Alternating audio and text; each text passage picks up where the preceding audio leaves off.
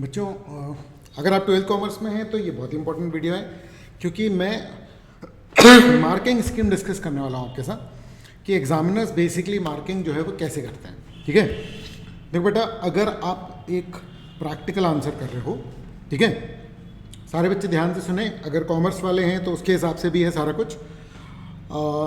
Practical answer in accounts usually इसमें journal entries मान लो जैसे बनानी होती है, तो मार्किंग कैसे होती है। तो बेटा जैसे फॉर्मेट के जो नंबर होते हैं ना, अपन बोलते हैं कि सर फॉर्मेट के कितने नंबर मिलते हैं, तो अकाउंट्स हेडिंग, टाइटल और नरेशन ये मिला करके 20 से 30% होता है। तो सर अगर हम लोग सिर्फ हेडिंग डाल के आ जाएंगे तो नंबर मिल जाएंगे, बेटा ऐसा नहीं होता है, समझो। नहीं डालोगे हेडिंग तो कट जाएंगे नंबर, ठीक है, लेकिन हेडिंग डालने से अकेले से नंबर नहीं मिलेंगे, नरेशन भी डालना पड़ता है जर्नल, तभी नंबर मिलता है। ठीक है, अमाउंट का calculation, numerical accuracy, posting, balancing, ये सब के 40 से 50% मार्क्स होते हैं। और स्टेप बाय स्टेप पूरी मार्किंग होती है बेटा, ठीक है ना, हर स्टेप के मार्क्स होते हैं अलग अलग। नीटनेस और प्रेजेंटेशन के 10 से 20% के मार्क्स होते हैं। ये सब उनको इंस्ट्रक्शंस में मिलता है, जो एग्जामिनर्स होते हैं ना, जो आपकी आंसर शीट चेक करते हैं, उनको इंस्ट्रक्शंस में मिलता है। मतलब फॉर्मेट के 20 से 30 number including narration, calculation accuracy के 40 से 50 नंबर, और प्रेजेंटेशन और नीटनेस के बेटा 10 से 20%। ठीक है, जैसे मान लो एक 5 नंबर का जर्नल एंट्री का क्वेश्चन है, मान लो, है ना, तो 1 नंबर मिलेंगे सही अकाउंट का नाम पता करने के लिए, 2 मार्क्स मिलेंगे प्रॉपर कैलकुलेशन और correct amount in the correct columns, 1 number कि भाई स्टैंडर्ड फॉर्मेट आपका है, नीटली प्रेजेंटेड है, और 1 नंबर करेक्ट नरेशन के लिए। इस तरीके से आपकी जो मार्किंग स्कीम होती है वो डिस्ट्रीब्यूटेड होती है। ठीक है, एग्जामिनर्स को क्लियरली बोला जाता है स्टेप बाय स्टेप चेकिंग के लिए, और क्लैरिटी और adherence to standard accounting format. तो आपको फॉर्मेट सही से यूज़ करना है बेटा। थ्योरी आंसर की सर मार्किंग कैसे होती है, तो बेटा कंटेंट की एक्यूरेसी और कंप्लीटनेस, 50 से 60% मार्क्स तो आपके किस पे होते हैं, कंटेंट की एक्यूरेसी और कंप्लीटनेस पे। मेन डेफिनेशंस वगैरह पे मिलते हैं मार्क्स, डिटेल्ड एक्सप्लेनेशन के होते हैं, स्ट्रक्चर और लॉजिकल फ्लो। देखो थ्योरी का आंसर होता है ना, जैसे मीनिंग लिखा, फिर एडवांटेज, डिसएडवांटेज, ये एक फ्लो होता है। ठीक है ना, कोई केस आया तो पहले आपने बताया कि भाई क्या हुआ इस केस में, फिर आपने बताया कि ये कहाँ लिखा हुआ है, क्या सही है क्या गलत है, फिर आपने कंक्लूजन दिया कि इस केस में ऐसा होना चाहिए। तो ये सीक्वेंस चलेगा। ठीक है, प्रेजेंटेशन और लैंग्वेज पे 10 से 20% मार्क्स होते हैं। मतलब कि जैसे आप जो इंग्लिश लिख रहे हैं, ग्रामेटिकल मिस्टेक हो जाती है कई बार, प्रेजेंटेशन गड़बड़ हो जाता है, पॉइंट पॉइंट लिखने पड़ते हैं, साइड हेडिंग लिखनी पड़ती है, लाइन खींचनी पड़ती है, 10 से 20% मार्क्स आपके इसके होते हैं।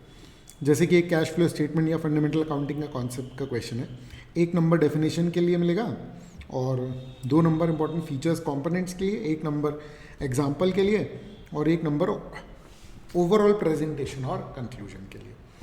ठीक है, एग्जामिनर्स को क्या बोला जाता है बेटा, कि हर की एलिमेंट के क्या होता है, जो स्टैंडर्ड आंसर होता है ना, उसमें कुछ कीवर्ड्स होते हैं जो कि आपके आंसर शीट में होने चाहिए।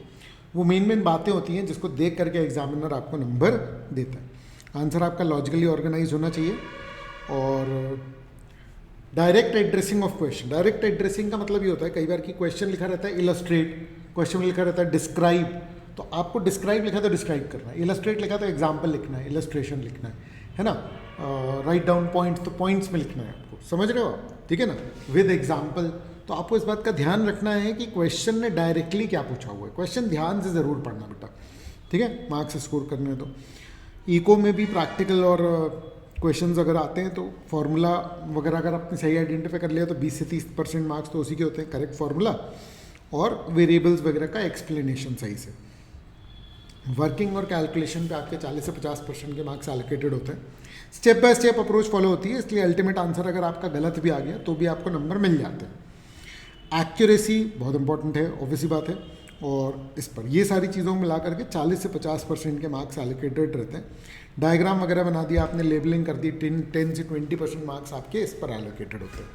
ठीक है, अच्छा, उसके बाद फिर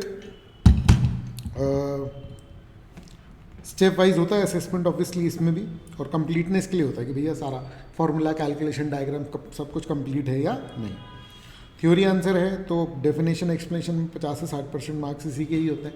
थ्योरी में उतनी प्रॉब्लम नहीं जाती, मैंने डायग्राम बोला है तो 20 से 30% मार्क्स आपके डायग्राम के हो जाते हैं, अगर बोला है तो डिपेंड करता है। और पूरा फ्लो जो रहता है क्वेश्चन का, ऑर्गेनाइजेशन मैनेजमेंट, आप इसको रीड कर सकते हैं, पूरा यहाँ पर है ना, प्रॉपरली इसको जो है वो रीड कर लीजिए, कोई इशू नहीं है।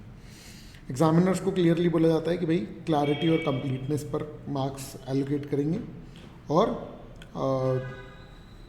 थ्योरी को प्रैक्टिकल इलस्ट्रेशन वगैरह से अगर आप मतलब सपोर्ट कर देंगे, आर्ग्यूमेंट कर देंगे, तो बहुत अच्छा नंबर स्कोर कर लेंगे। और अगर जैसे मान लो कुछ कुछ लिख दिया है, कुछ कुछ नहीं लिखा है, तो पार्शल मार्क्स जो हैं वो भी मिल जाते हैं। ठीक है बेटा, तो आपको ध्यान रखना है कि क्लियर रहे आपका आंसर, लॉजिकल फ्लो में रहे, एक्यूरेसी रहे, सही बातें लिखनी है, गलत बातें नहीं लिखनी है, रेलेवेंट रहे, फालतू बातें नहीं लिखनी है ना। पार्शल मार्किंग मिल जाएगी, आधा करेक्ट है तो आधे नंबर मिल जाएंगे आपको। अकाउंट्स के लिए correct format, proper ledger entries, है ना, उस सब पे रहता है। डायग्राम, इकोनॉमिक्स में डेफिनेशन डायग्राम, ये सारी चीज़ें बहुत ज़्यादा इंपॉर्टेंट रहती हैं। तो एकदम देखो, अब एकदम बुकलेट तो नहीं है अपने पास, लेकिन जितना भी CBSE की वेबसाइट वगैरह से निकाला हुआ है उसके हिसाब से ये डेटा जो है वो बिल्कुल परफेक्ट है। ठीक है बच्चों, चलो, थैंक यू सो मच।